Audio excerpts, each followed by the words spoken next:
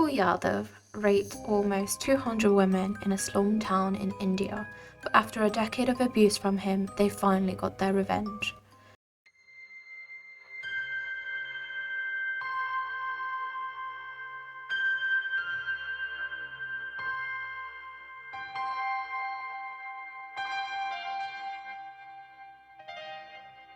He thought he was untouchable.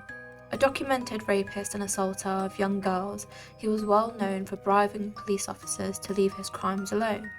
New Delhi residents would even say he got away with murdering at least 3 people. He would predominantly target those who were a part of the untouchable caste, meaning the lower members of Indian society who he knew police stations and lawyers would end up laughing them out of their offices, which is in fact exactly what happened each time they tried. Until August 13, 2004, he was lynched by almost 200 women, leaving nothing but a gory mess behind. The women in this lynch mob were all his victims. They claimed that he had been raping women for years, so many that a rape victim lived in each house in the slums. The women said that he would violate the women as a means of controlling the men and that he had henchmen who would assist him with his dirty work. At one point, he allegedly directed them to gang rape a 12-year-old girl. Dozens of women had reported him to the police but had been laughed out as before. He had been bribing them for years and years, and every time a woman would come and complain, the police would alert him, who would then visit the women and intimidate them. He threatened to throw acid on them, rape them again, or hurt members of their families. Finally, they had had enough.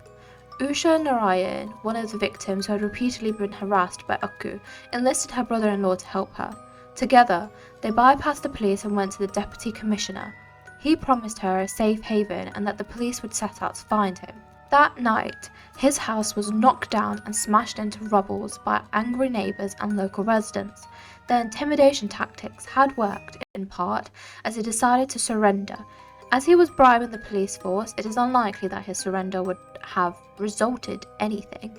The police even said that placing him in custody was more for his own safety rather than the safety of his victims and others. The day of his arrest, he was set to appear in court. Usha and the other women had been waiting and following along with the case, hearing that he was likely to get bail, and in that instance, they decided that it was time to take matters into their own hands. They were armed with vegetable knives, stones, and chili powder. Almost all of his 200 victims had swarmed into court. He walked by them in court and started taunting one of them, calling her a prostitute and threatening to rape her again. The police escorted him, laughing.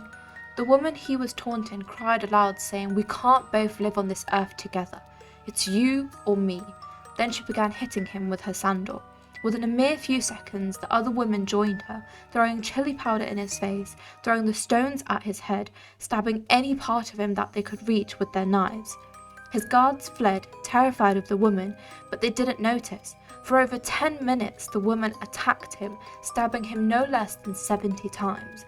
One enraged woman even cut off his genitals. Usha said that it was not calculated. It was not a case that we had all sat down and planned that this would happen. It was an emotional outburst. The woman decided that if necessary they would go down to prison, but this man would never come back and terrorize them.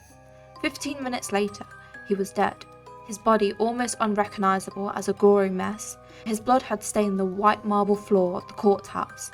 When the police tried to arrest 5 of the women, the rest protested in turn. Soon every woman in the slum had taken responsibility of the murder. Several of the women were arrested and tried, including Usha, though by 2012 they were all released due to lack of evidence. Though the murder of Akku didn't necessarily leave the women in peace, Usha says that it at least opened the eyes of society to the crimes and the power of women. She said after the murder, society's eyes opened, the police failings came to light. That irritated them. We've done a good thing for society. We will see whether society repays us. Clearly, even after this case, rapes and murders of young women in India are still high, and the numbers are not coming down.